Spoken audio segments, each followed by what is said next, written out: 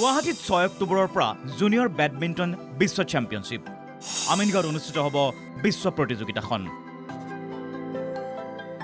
গুৱাহাটীত আৰম্ভ Unix sunrise Guwahati masters.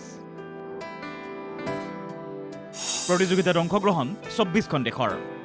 ভাৰতীয় দলত আছে 3গৰাকী অসমীয়া। আজিৰ পৰা গুৱাহাটীৰ সৰুসজাই ষ্টেডিয়ামত অনুষ্ঠিত হৈছে ইউনিক্স ছানৰাইজ গুৱাহাটী মাষ্টাৰ্ছ আন্তৰ্জাতিক বেডমিণ্টন প্ৰতিযোগিতা। 3 ডিচেম্বৰৰ পৰা 7 ডিচেম্বৰলৈকে অনুষ্ঠিত হ'ব এই প্ৰতিযোগিতাখন। ভাৰতৰ লগতে বিশ্বৰ 23খন দেশৰ ছাটলাৰে অংশ লৈছে প্ৰতিযোগিতাত।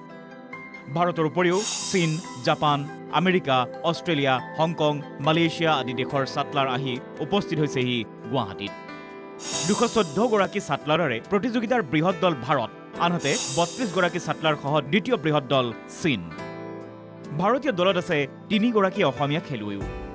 ইছাৰাণী বৰুৱা, সুৰজ গোৱালা, অৰিজিৎ চলিহাই কোৱালিফাইং ৰাউণ্ড খেলিব ভাৰতৰ হৈ। প্ৰতিযোগিতাখনৰ সৰ্বমুঠ প্ৰাইজ মানি $1,00,000 অৰ্থাৎ ভাৰতীয় মুদ্ৰাৰ হিচাপত এই পৰিমাণ প্ৰায় 85 লাখ টকা।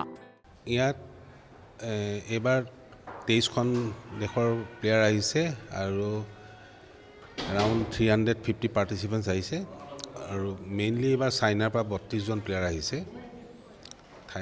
মই এক্সাম্পল হিচাপে চাইনাৰ পৰা আহিছে, ডেনমাৰ্ক আহিছে, USA আহিছে, জাপান, আৰু এইবাৰ পাৰ্টিচিপেণ্টটো খুব ভাল হৈছে আৰু তেওঁলোকেও যোৱাবাৰ এক্সপিৰিয়েঞ্চটো খুব ভাল পাইছিলে আৰু তেওঁলোকে আহিব, সেইকাৰণে এইবাৰ বেছিকৈ প্লেয়াৰ আহিছে।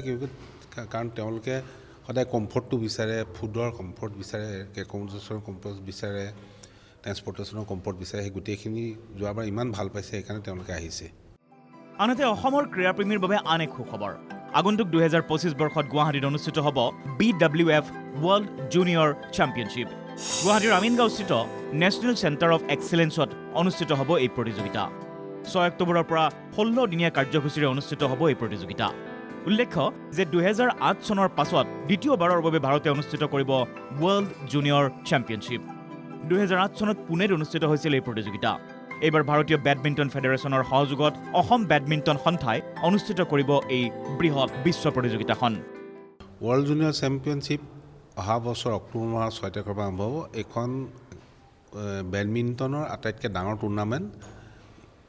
আমি এক্সপেক্ট কৰিছোঁ এৰাউণ্ড 42 কাণ্ট্ৰি, 42 পৰা 50 কাণ্ট্ৰিৰ ভিতৰত আহিব। টোটেল পাৰ্টিচিপেণ্টছ হ'ব প্লেয়াৰ্ছ এণ্ড অফিচিয়েলছ মিলাই 650+ আহিব। কালি একচুৱেলি BWFৰ পৰা আপোনাৰ ইনস্পেকশ্যনত আহিছিলে, তেওঁলোকে গোটেইখিনি চাই ছেটিছফাইড হৈছে হোটেলখিনি। মই কালি দিনটো সেইটোতে লাগি আছিলোঁ।